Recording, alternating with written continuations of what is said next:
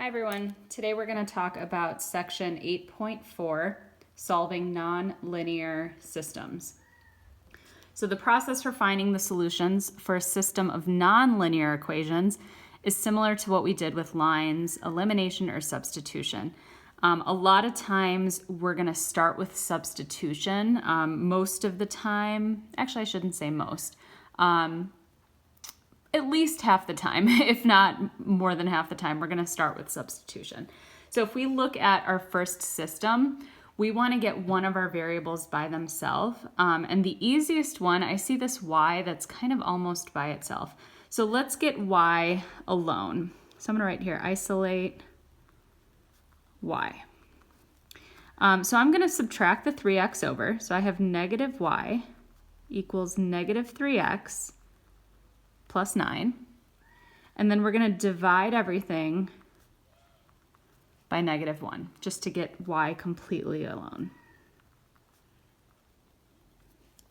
Okay? And at this point, we're going to substitute this quantity into the other equation in place of y. It's always about substitution. So we're going to go to our top equation and say x squared equals 2 times the y quantity. And then I have a plus 10 right afterwards. And so now you'll notice that this equation only has one variable in it. It just has an x. So we would just need to start solving. So our goal here is to just kind of figure out what type of equation is this. You'll notice there's an x squared here, and I have some other terms. Remember that if you have an x squared, it's called a quadratic. So we want to get one side to be 0. But I'm going to simplify first. Let's combine our like terms. Okay, those are the like terms. And now I'm going to move the stuff over to the left-hand side. So I have x squared minus 6x plus 8 equals 0. So this is a quadratic. We can solve it using the quadratic formula. I would prefer to factor just because it seems like it should factor pretty quickly. So the two numbers that multiply to give us positive 8 and add to give us negative 6 are negative 4 and negative 2. So setting each factor equal to 0, will get us two solutions. Now my first solution, I'm going to move that over. I get x equals 4. My second solution is 2. Now what that means is we have two different possible x values. Now I need to plug both of these back in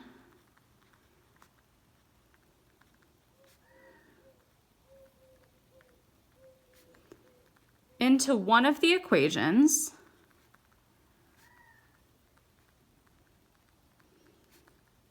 to find the possible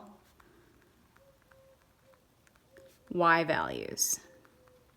Notice this is going to be plural as well. We've got two x values. We're going to plug them back in to see what we get for y. So let's say I plug this 4 back in, and this is the easier equation to work with, I think.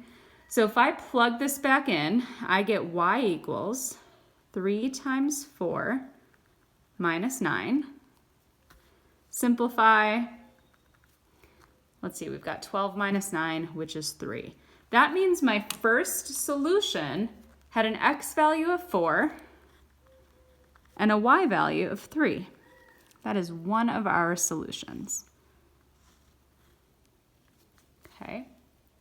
Now to find our other solution, we're going to take our other possible answer, again, plug it back in. So we've got y equals 3 times 2 minus 9. So in this case, we have 6 minus 9, which is negative 3. So when I plugged an x value in of 2, I got negative 3 as the y. So this would be my second possible answer. Okay, so really the process of solving is exactly the same. We're just following the process more than once. Now, if you want to try the next one on your own, you can press pause here. I'm actually going to work through it together in case you want to follow along. So I'm going to look at my top equation here, and it looks like I can get x by itself pretty easily. So let's do that. Let's isolate x.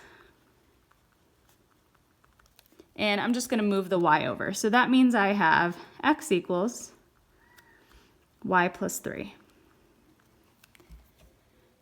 And at this point, we're going to jump to our substitution. So in our second equation, instead of this x, I always like to highlight it, we're going to substitute in the y plus 3.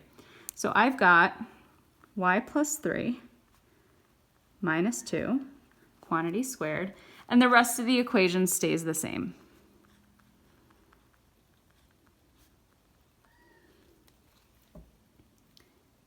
Simplifying what's in parentheses here, I have y plus 1 squared, and the rest stays the same. Okay. And now in order for us to simplify this further, we actually need to expand this. Now we know that squaring something means we multiply it by itself. So we're going to do that with the y plus 1s. We're also going to do that with the y plus 3s. So it is kind of quite a bit of algebra here just to FOIL and distribute and combine our like terms, but let's go ahead and continue. So I'm going to FOIL. So we have y squared plus y and another y. It's 2y plus 1. Follow the same process here. We have plus, extra little spot there. Okay, so we have plus y squared. First, outside and inside is 6y, and last is going to be 9. Okay, so combining our like terms, we have 2y squared plus 8y plus 10 equals 4. And of course we want one side to be 0, so I'm going to move the 4 over.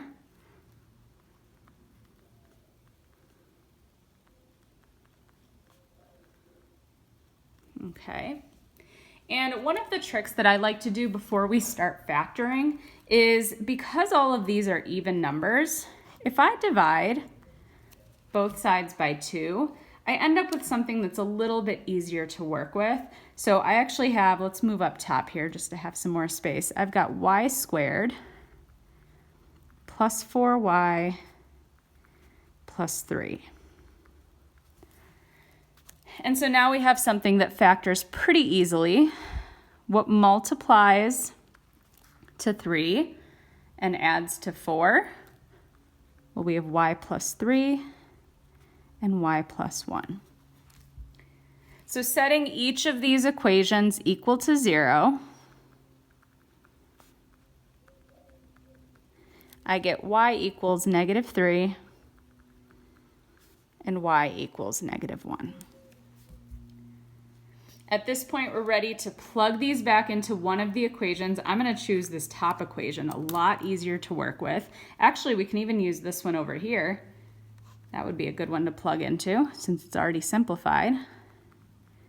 If we plug -3 in, we get an x value of 0. So we had -3 was the y, plus 3 is 0. So my solution, remember, should always be x comma y. So I'm going to have 0 comma -3. It's one of our answers. For our other answer, let's go ahead and plug the other y value in. And we end up with 2. So our solution is going to be the x coordinate and the y coordinate. And there we go. Now our last system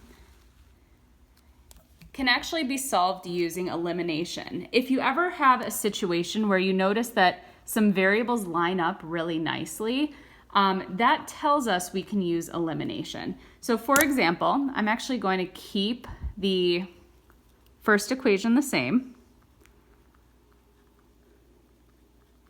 And I'm going to multiply everything in the bottom equation by -1. Remember, you always want whatever you're eliminating. If I'm eliminating the y squareds, I want one positive and one negative. Because when I add these together, now they're going to cancel out completely. Okay. Oh, I forgot to mark this one as -1. That should have been a -10. There we go. So I've got 3x squared equals 3. 13 minus 10. Divide by 3. X squared equals 1. Now remember, when we take a square root, we need plus or minus. Okay, so we do actually have two solutions again, where x is equal to 1 and x is equal to -1. Two possibilities here. So at this point, I'm going to plug the 1 into one of the equations. I kind of like this bottom equation just because it doesn't have coefficients. So let's use it before I did anything to it, right? Just the original equation. I have 1 squared plus y squared equals 10. 1 plus y squared equals 10. Move our 1 over. Notice we have a nice perfect square. That's really great. And don't forget the plus or minus. So we do have plus or minus 3. Now what that means in terms of our solutions is that if I have an x value of 1, I have a y value of 3, or I have a y value of -3. So these are actually both solutions in the system. Now, if I plug -1 in, so let's plug it in, we've got -1 squared plus y squared equals 10. You guys will notice this is the exact same equation as what we have here. So if I have y squared equals 9, square root, I have plus or minus 3 again. So we're going to do the same thing in setting up two different coordinates, -1, 3, and -1, -3.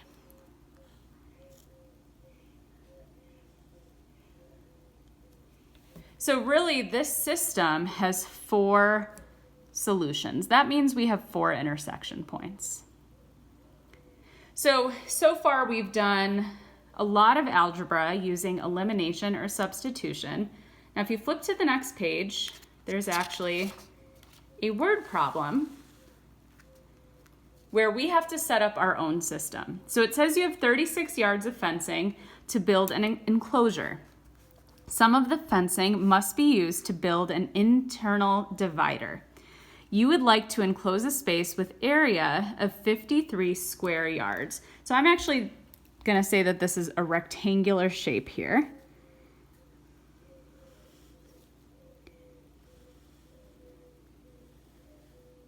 There we go. And the total amount of fencing has to go all the way around our figure. And it says here that some of the fencing must be used to build an internal divider. So if I'm dividing this space, let's say over here, it's got to look something like that. Okay. Now, if I were to describe the total lengths in this picture, I'm going to call, let's call this, let's do it this way. This will be y, since it's going up or down. I'll call this y as well, and this y as well. They're all vertical pieces. And we're going to call the horizontal length x. Okay, so this is also x. So I have this rectangular shape.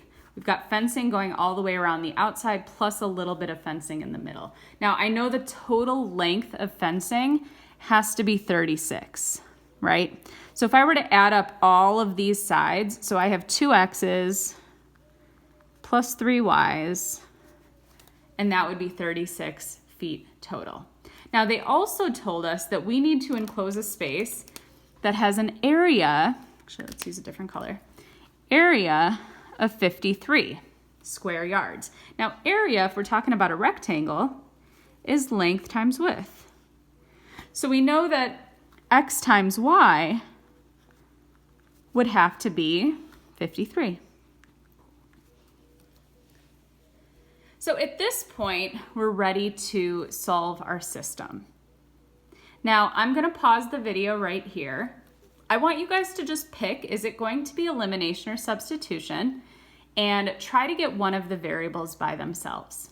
At this point, pause the video and we'll come back in a minute.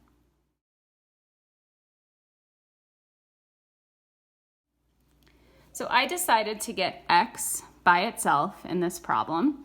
And to do that, I moved the 3y over, and then I divided everything by 2, and I was left with this equation right here. So at this point, we're ready to substitute into the other equation. So my x value is going to sub in for x. So I'm going to have negative 1.5y plus 18 times y is equal to 53. Okay. Now, I'm not crazy about the decimals in this problem, but we'll see if we can deal with it in a minute. So I'm going to distribute both of these. So we've got negative 1.5 y squared plus 18y equals 53. And let's move the values on the left, let's move them to the right. So I'm going to have 1.5 y squared plus 18y. Oh, actually, if we're subtracting it, we're subtracting to move it to the other side, plus 53. All right, so let's do this. I'm not super crazy about the fact that we have decimals here. I'll be honest, on the homework that I assign you guys, you won't get decimals. You should get nice whole numbers. And if for some reason that doesn't happen when I key the homework, I will let you guys know in Google Classroom.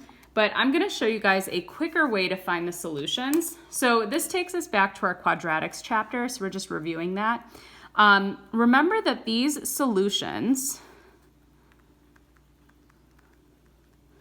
of a quadratic, those are called x-intercepts, right? So if I were to plug this equation in, let's pretend like this was an x instead of a y. Kind of didn't work out so great with the variable that I solved for, but it shouldn't make a difference. If I were to put this equation in, so I'm gonna write 1.5 x squared minus 18x plus 53. Our solutions would be the x-intercepts. Now you can see that there are two x-intercepts right on this graph, okay? So what we need to do is find the intercepts. Now to do that, we did this a couple chapters ago. We're gonna hit second calc, and we're looking for the zeros. Remember, 0 is another name for x-intercept. Now I'm just clicking over until I can see the little blinky guy over here. So I make sure I'm to the left side of the intersection, hit enter. Scoot over to the right bound, so that means you're on the right side, and then hit enter one more time. So you'll notice I have an x-intercept at 5.2, let's call it. Now, remember our variable was y, so I'm going to say that y equals 5.2. Let's see what that other value is. So let's do it again. Let's find the other y-intercept. Click to the left, click to the right, click one more time, and we have 6.8. Okay, So that means we have two possible y values. Now let's see why that might possibly be the case. If I were to plug this 5.2 back into one of the equations, let's say I plug it in to this top one. I've got x times 5.2 equals 53. Well, let's solve for x real quick. So I've got 53 divided by 5.2. And you'll notice I get 10.2. Okay, so if my dimensions, our dimensions could be 10 by 10.2, what units are we using? Yards by 5.2 yards. That's one of our possible solutions. Okay, now our other possible solution, let's say we had 6.8.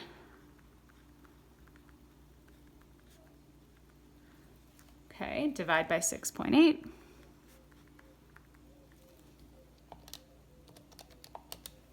And I get 7.8. Oops, wrong variable. So x is equal to 7.8. So our process is exactly the same as what we did on the previous page, but we just used our calculator to find the answers instead of doing all the work by hand. So I would have a 7.8 yards by 6.8 yards. So either of these would give us the correct amount of fencing that goes around our enclosure and would also give us the correct area. All right, so that's all I have for you guys today. The homework is the next worksheet. So you'll be using elimination and substitution here. I already have a diagram for you for number 3, so you won't need to do too much more besides what you see here, okay? If necessary, I will put a hint for this problem in Google Classroom. So I'll work through it. I'll see how straightforward it is. If I feel like you need to get a hint, I will give you guys one in Google Classroom. Homework is due Tuesday night by 11:59. Make sure you guys show all your work. And if you don't have this worksheet printed out, you can just do the work on a separate sheet of paper. Just make sure your name is on it. That's all we have for today. Have a great rest of the day, and we'll see you soon. Bye.